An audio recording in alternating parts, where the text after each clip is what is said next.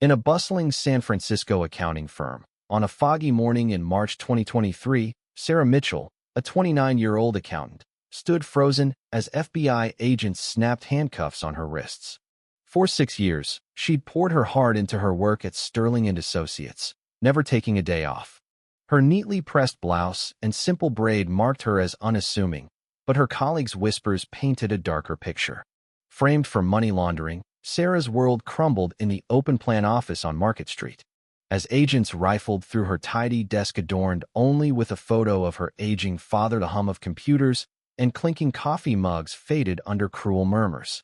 So, the quiet number cruncher finally tripped, sneered a sales guy, Derek, loud enough for all to hear. A coworker, Lauren, with her polished smile and tailored dress, smirked. Guess she was the mastermind all along. Sarah didn't cry or protest. Her eyes stayed glued to the floor, her hands trembling as the cuffs tightened. Sarah had always been invisible, the accountant who arrived early, stayed late, and never missed a deadline. To her colleagues, she was a ghost too plain, too focused. Lauren, with her sharp wit and designer heels, would mock Sarah's thrift store slacks, saying she belonged in the mailroom. Derek, with his loud laugh and flashy car, joined in. Bet she's never even left the Bay Area. Sarah absorbed it all, her fingers dancing across her keyboard, her face blank. But alone, she'd pause, take a shaky breath, and dive back into her spreadsheets. Lauren's cruelty was subtle but vicious: missing files, doctored reports, tiny errors pinned on Sarah. Once, Lauren handed her a stack of botched client documents to fix by dawn. Sarah worked until 3 a.m., eyes burning, and got it done. The next day, Lauren took credit, flashing a grin at their boss, Mr. Callahan. Sarah said nothing, her hands shaking as she opened a new file. The office's malice escalated. During a team photo for the company newsletter, Lauren forgot to tell Sarah about the dress code. In her plain blouse, Sarah was pushed to the back as colleagues snickered. She's killing the vibe, Derek muttered. The photo went out firm-wide, Sarah a blurry figure in a sea of color. Later, in a meeting, Lauren handed out spreadsheets with fake errors circled in red on Sarah's copy, labeled Basic Math. The room laughed as Sarah's fingers pressed hard into the paper, leaving creases. She stayed silent, her pen moving steadily. But Sarah wasn't just good, she was exceptional. When a client's account imploded, she stayed until dawn, fixing every error. Callahan called her in, gruff but impressed. You saved us, Sarah. A janitor named Mike became an unexpected ally. One late night, he offered her coffee, his voice rough but kind. They're brutal. Don't let them break you. Sarah sipped the strong brew, her shoulders easing, and nodded. The cruelty deepened. A sticky note on her monitor read, "Dress like you matter," in bold red. Lauren smirked from across the room. Derek laughed. Sarah tore it off, her jaw tight, and kept working. One rainy day, her broken umbrella left her soaked. Lauren mocked her dripping clothes, and Derek tossed paper towels at her feet. Clean it up. Sarah wiped the floor, her shoes squeaking, as a coworker snapped a photo, whispering, "This'll go viral." A shy intern, Ethan, approached her one day, clutching a folder.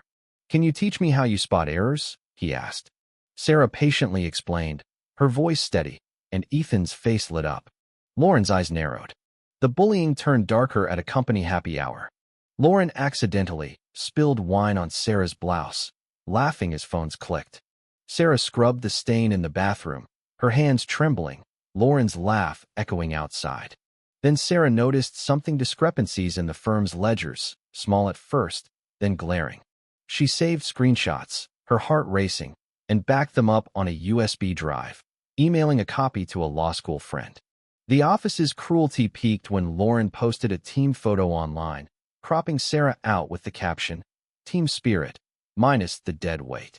Comments piled up, Derek's laughing emoji prominent. Sarah tore a printed copy of the post in half, her hands steady.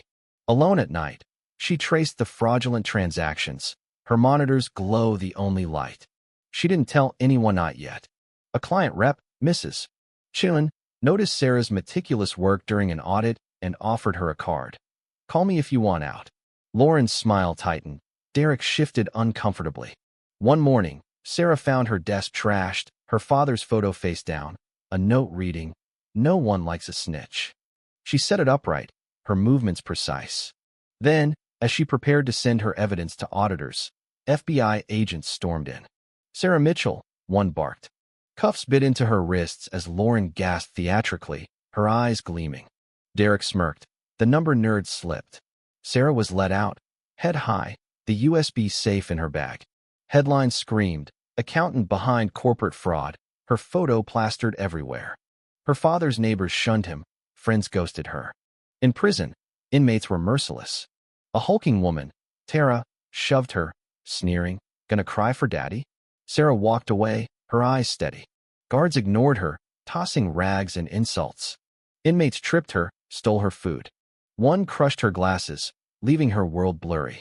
Another slipped a dead rat into her bunk, laughing as Sarah calmly disposed of it. Sarah watched everything: guard shifts, camera blind spots, patterns. She met Chloe, a hacker framed for fraud, and Rita, a former maintenance worker who knew the prison's weak spots. They bonded quietly, Sarah helping Chloe with math, listening to Rita's vent knowledge. One night, Chloe slipped her a sketch of her father, drawn from memory. Sarah's eyes softened, tucking it close. Their plan formed. A stormy night, a 30-minute camera lag, a sewage tunnel. They moved Sarah prying the vent, crawling through grime, emerging in the rain. Rita handed her a wrench etched with the prison's logo. For luck. They split up, Sarah pressing the sketch into Chloe's hand. Sarah tracked down her friend, retrieving the USB. She met a journalist, Anna, who devoured the evidence. Their story exploded, naming Lauren, Derek, and a VP, Greg, as the true fraudsters. An email from Greg to Lauren, uncovered later, mocked Sarah as the mouse who won't see it coming. Public outrage erupted. Protests hit Sterling's doors. Sarah stayed with her father, reading him letters from supporters, her fingers brushing the wrench. In court, Lauren confessed, Derek was caught fleeing, and Greg took a plea deal. Sarah was exonerated, her face calm. The FBI apologized on TV. She didn't watch. Anna's next story, sparked by Sarah's courage, exposed another firm's fraud. Sarah took a senior role at a new firm, mentoring young women. "You don't need to be loud," she told them. "Just be right." Her story spread in buses, in break rooms, over coffee. Sarah, mocked and caged, had toppled giants with truth.